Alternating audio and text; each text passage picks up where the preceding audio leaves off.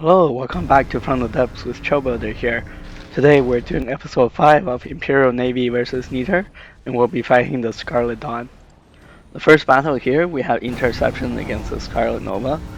We're persecuting the war against Scarlet Dawn with these light cruisers, which pack laser weapons.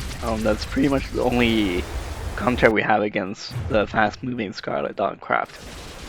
In the middle of the battle, so I didn't know the strategic map simulation runs even during battles. So apparently one of our territory with a resource zone was taken over by the Great Talons, and now we're at war with the Great Talons. Looking at the strategic map, we're 4 hours and 20 minutes into the campaign, and here on the right hand side you can see where one of our resource zones as part of this overall resource route former White Flare territory was kicked out by the Great Talons. So now we're at war with pretty much the largest faction in the campaign.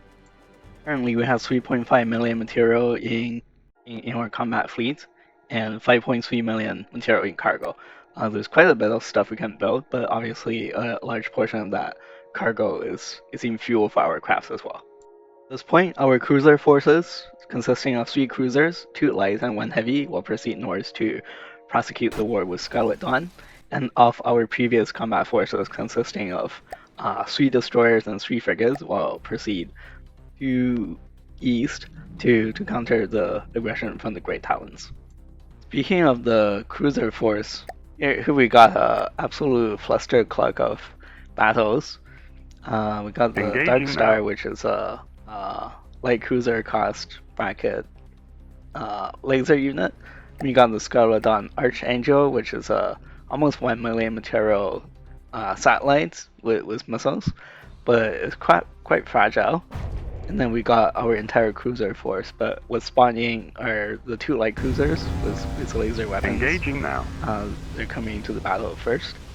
The light cruisers do have very long orbit and they have good missile defense, so I'm not too worried about the missile firepower. I got them to target this Dark Star first, and it seems like they busted the AI with pretty much the laser weaponry.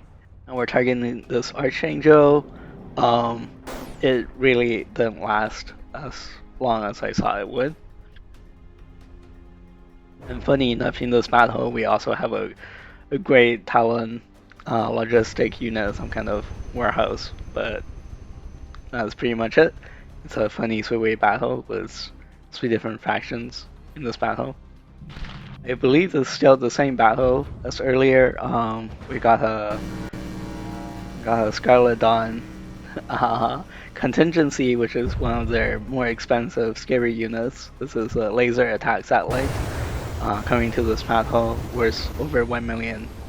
Just over 1 million materials, but once again we see the same issue as previously, where they have all their laser components in one chamber. Our cruisers are very fast, they have a long orbit radius, and they're able to roll to the side to present their side armor. I think this is the first time we see one of our capital ships having internal damage. You can see the jets coming out. But this contingency attack satellite is in much worse shape than us. As you can see, fire spreading throughout its internal compartments. Funny, it has only 1 compartment as far as I can tell. Yeah, it's not having a good day.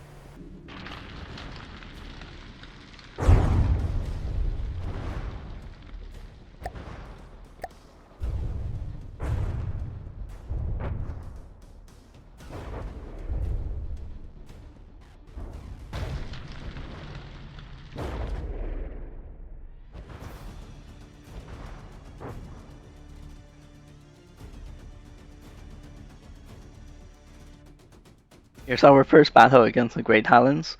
We got our vanguard of strike craft coming in against the Great Talons' small industrial bases. The Great Talons pretty much known for having 5 heavily fortified fortresses as their HQ, but they do have lots of small units like this as well.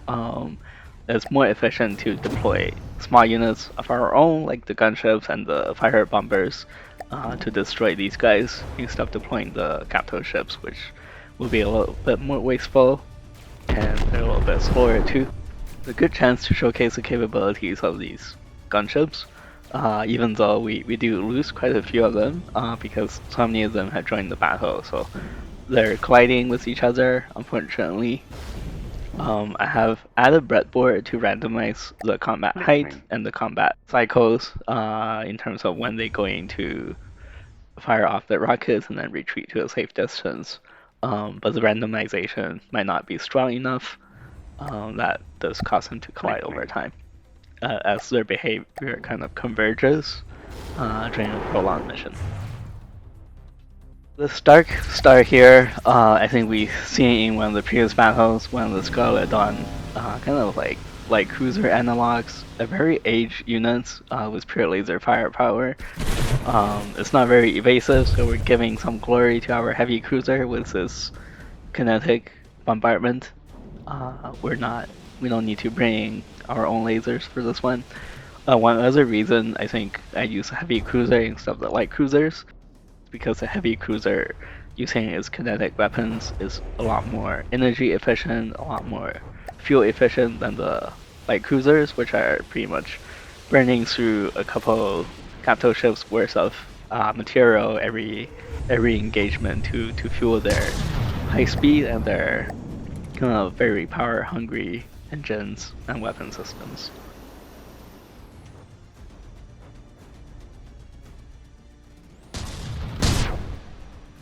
Next up, we have our first battle against a great Talon capital ship, I believe.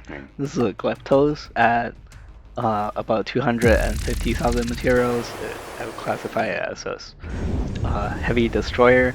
We brought in 3 of our frigates and a variety of gunships and other fighters. As you can see, the opponent stood no chance.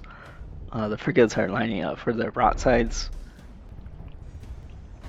I think the frigates are light enough that they never collide with each other, despite how close their attack routines bring them in vicinity to each other. So that's one of the things I'm very proud of the frigates for in these boats.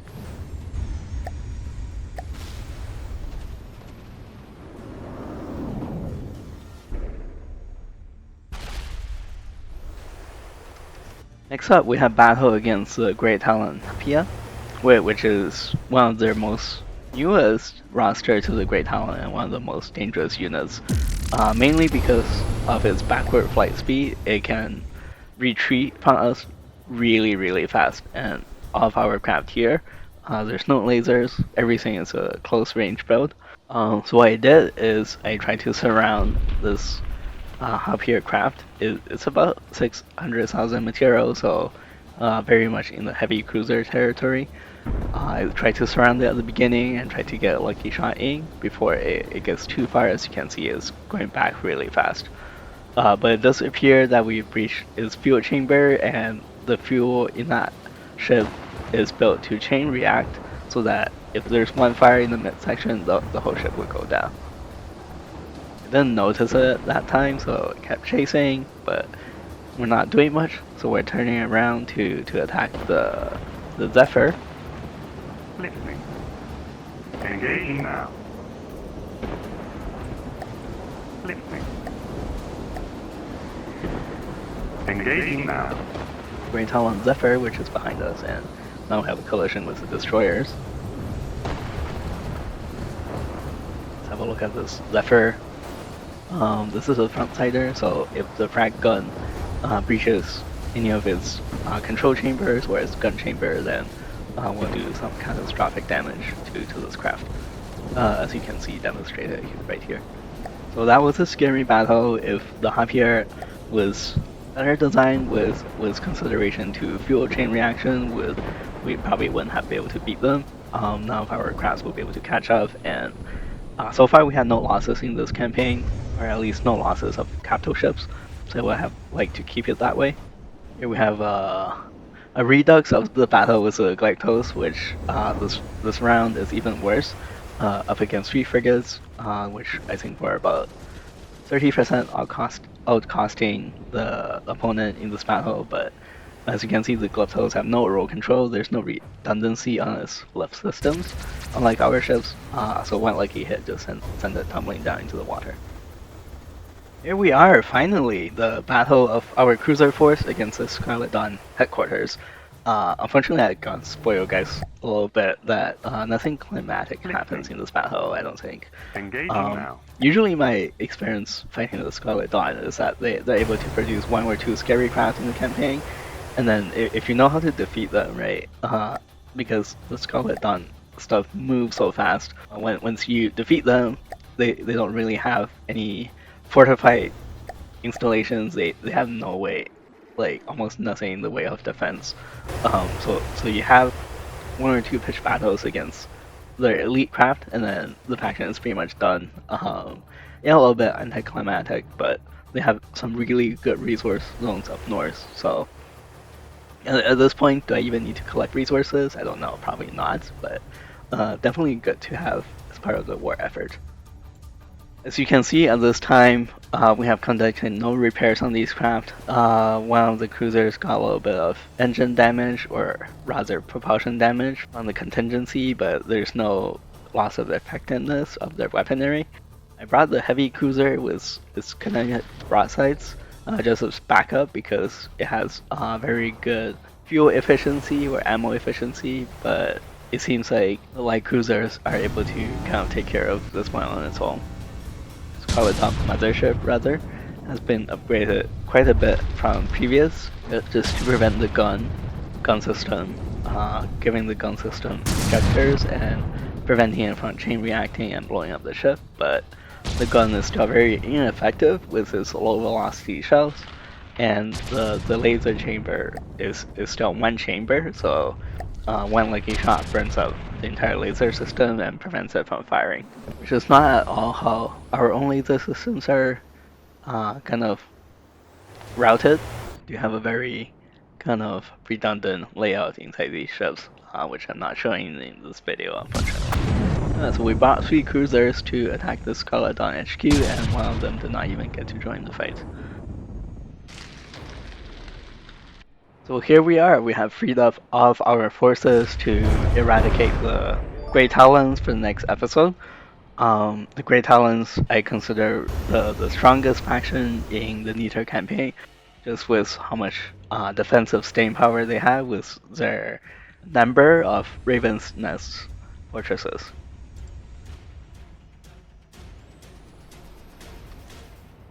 So yeah, thank you guys so much for watching, and if you like From the Depths content, please consider leaving a like and subscribe. Thank you, bye.